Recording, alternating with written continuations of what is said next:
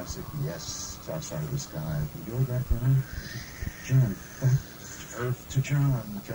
Come by you. Leave me down, Ed. Yes. Here I am. John Anderson, yes, is our special first guest today. We appreciate this. Well, coming out this early. I didn't know I was going to be first. What, you want to meet Little Richard? But I don't mind. Little Richard's coming in about half an hour. And I honestly, 20 years ago, no, 23 years ago, I went on tour with my first group. Little Richard. The Warriors? No, the Warriors, right. Little Richard, Bill Haley and the Comets, Gene Vincent, and the Warriors. What were you doing on that, Bill? How'd you get on? Did you know somebody? Oh. Well, then it's kind of warm up. That was your brother's group, wasn't it, the Warriors? Yeah, right. My brother Tony, I was with him last week in the Isle of Wight. And, but, hey, I'm going to see him again 24 years later. I wonder if he'll remember me. He's probably a big Yes fan. You know, he'll say, I learned everything I did from you. Nobody can sing like Little Richard. Yeah. He's just... Well, you know, did you ever... Who did you, like, emulate? Was there some singer that you... Well, I'd try and sing like Little Richard now and again. Good Golly Miss Molly. Yeah. But then Paul McCartney, and it was kind of... I'm Down. As you know, we used to sing I'm Down now and again. Yeah, right. On Yes concerts. But in the early days, you know, you really had to try and sing like... one minute you were sort of the Hollies, and the next minute you were the Beatles, and then you were the Beach Boys. We did a very good rendition of God Only Knows. I remember it very well. And you recorded some singles as Hans Christian also. That was after that, right? Ed, you know, Never My Love. It's 1987, please. Give us a break. It's a public, it's out. You can't hide public domain? Public domain. You can't hide this history. You did. There's only about 10 people bought the record. Come on. But that's what, and you were working in a bar, right? You were sweeping up. Yeah. Cleaning up in the mornings and in the evenings as well. And there was Chris, this 6'3" Nubian character. He's sleeping right now, probably, right? No, he's just going to bed. Oh,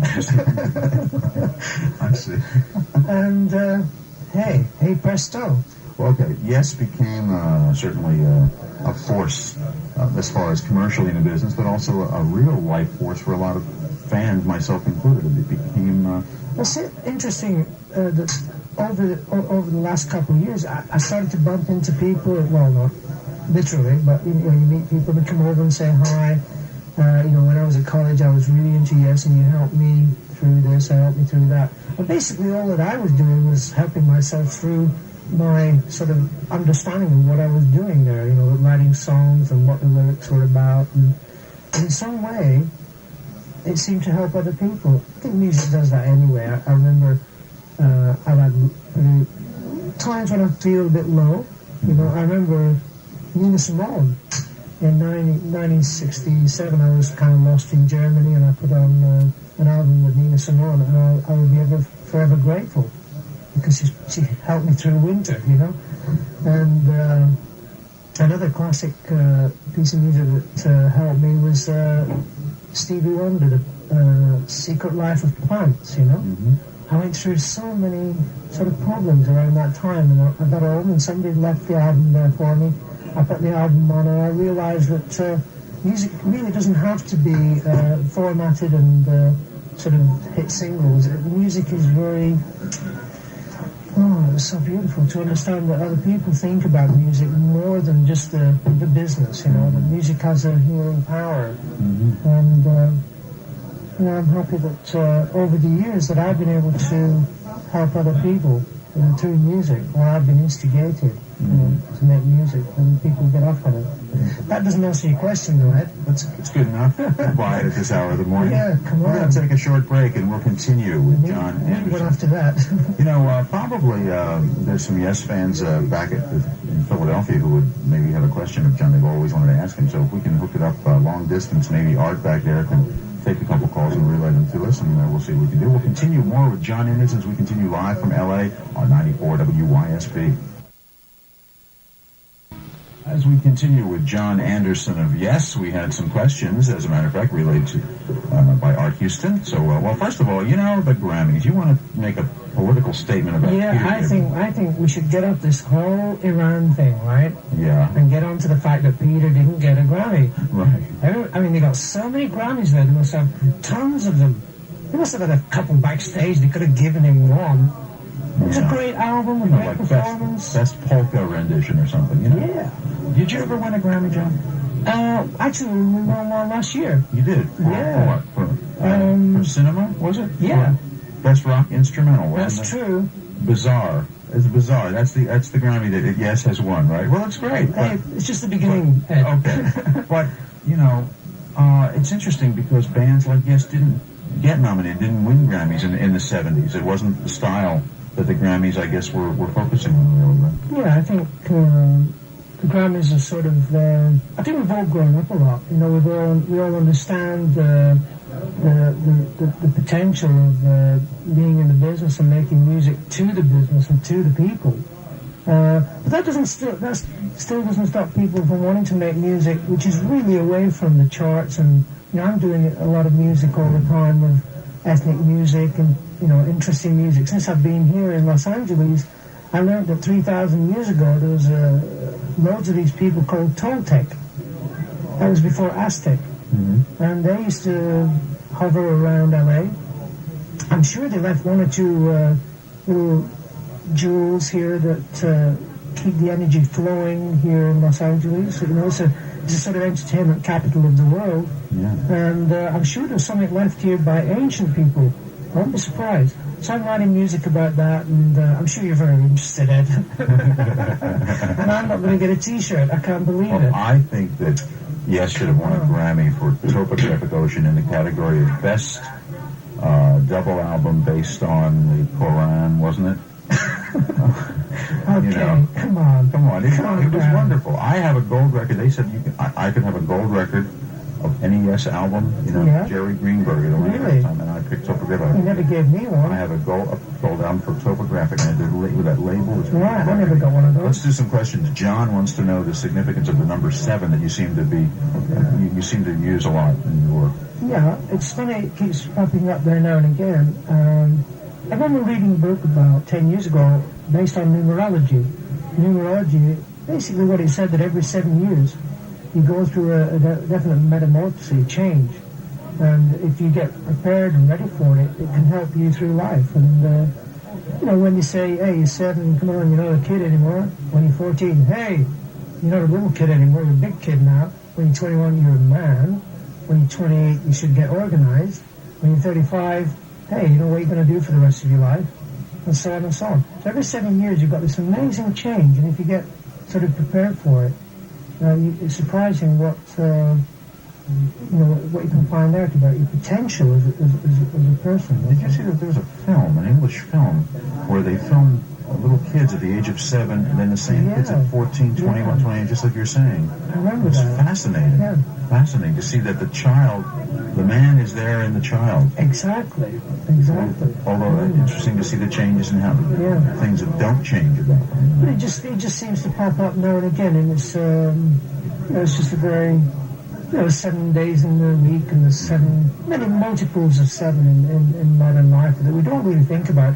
And actual numbers help to coordinate our lifestyle, and everything's got a lot to do with the star system, and that's an amazing bunch of numerology up there. Mm-hmm. Talk a little bit. We were talking about the 70s era of Yes, and there was the infamous breakup. I guess around 1980 or so, the breakup, and then let's have a break, guys. A couple of years got back together. Yeah. What was that all like for you, not being in that band context? It was very hard in many ways. I went down to France and started writing, preparing a musical, and that's going to be ready next year.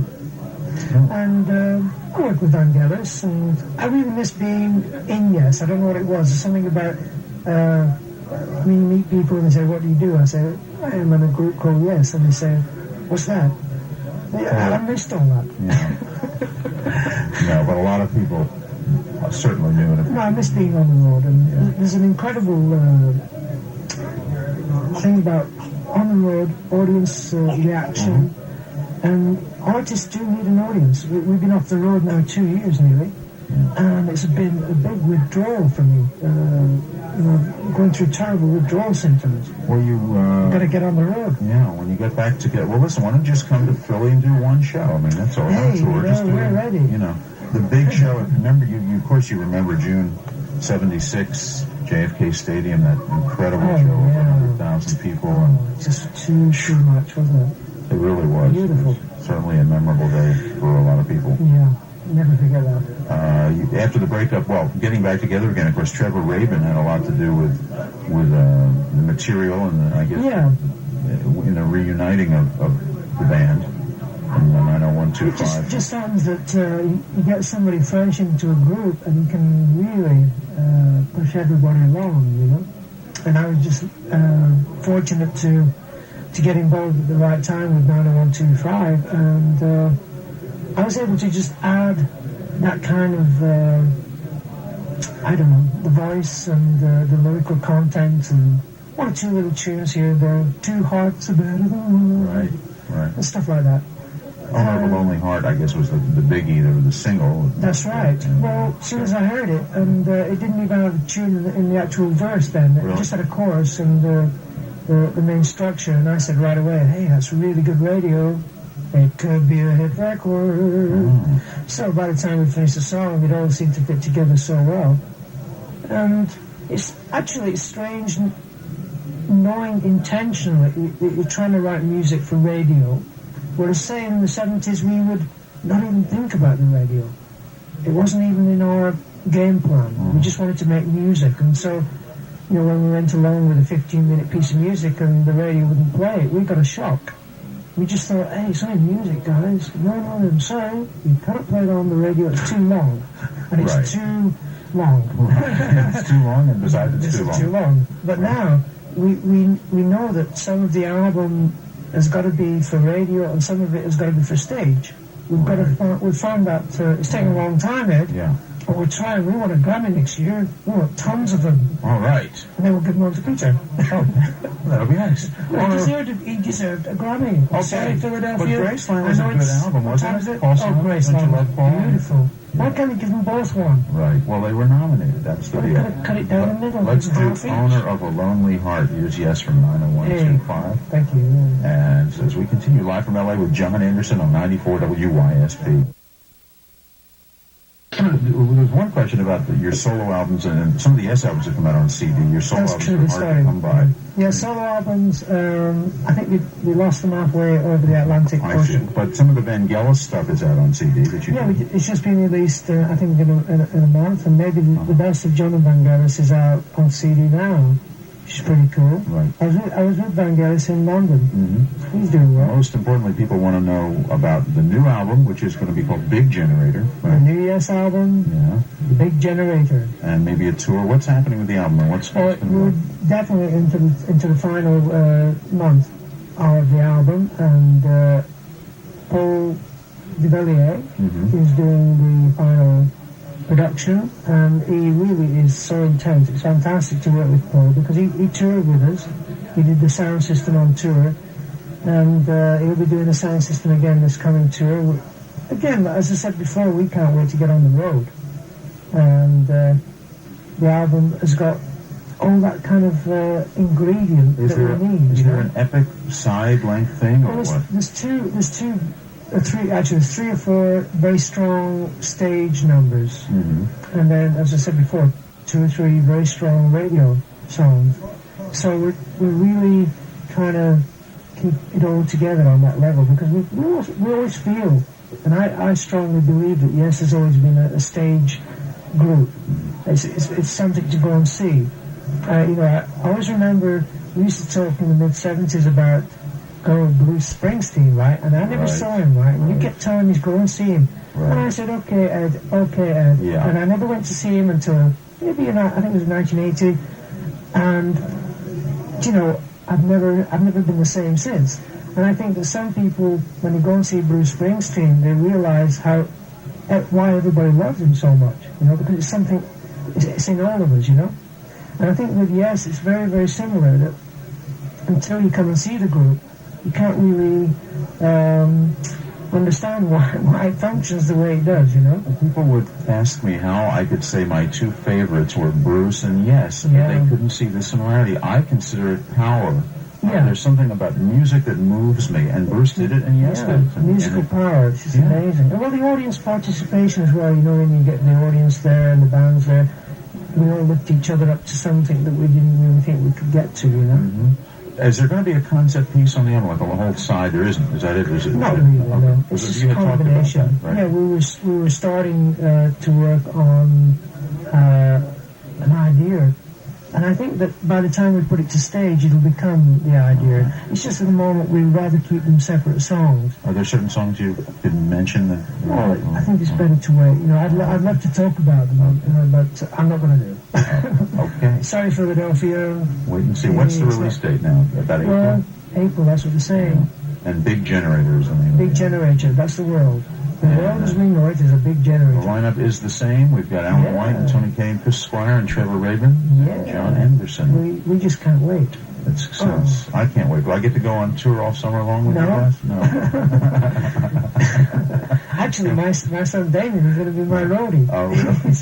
He said to me, when he's touring, I said, well, in the summer I hope very much. And he said, I'm going to be a roadie, right? I said, okay. How old is he now? He's 14, you know. I remember when he sang in Circus of Heaven. True. His little voice was on tape, right? Titchy voice there. Yeah. So, you can come. Come to Philadelphia. Well, and a few other cities. Save me a seat on the plane. John Anderson, off of the good old days. Hey, these are good new days. These are really good new days. I can't wait to hear the album. Trevor is busy at work about 20 hours a day, I understand, just helping to record and start mixing and the whole deal. Yeah, it's very, very strong. Yeah. We're looking forward to the year coming, and the next couple of years is going to be, what's going to happen in the next 2 or 3 years is just going to be absolutely wonderful. Not just the group, but a lot of things are going to happen. They're going to turn the world around. Okay. Just make it spin a little faster. A little smidge. Mm-hmm. But Philadelphia is just wonderful. We look forward to seeing you and the guys in concert in Philadelphia. John Anderson, thanks a lot. Really appreciate it. Great to see you again. Yeah. And we will continue. We're going to do one of the solo things. I guess did you write this with Vangelis? Yeah, actually I walked into the studio. He was doing an album called Heaven and Hell. And it was pretty hell in there, I'll tell you. It's an English joke. Okay. No, and he started playing this tune, and I, give me the microphone, I'll sing anything. And so we wrote this song that night and put it on the album. It's called Long Ago So Clear. John and Vangelis as we continue live from LA on 94 WYSP, Philadelphia's classic rock and roll. Yeah.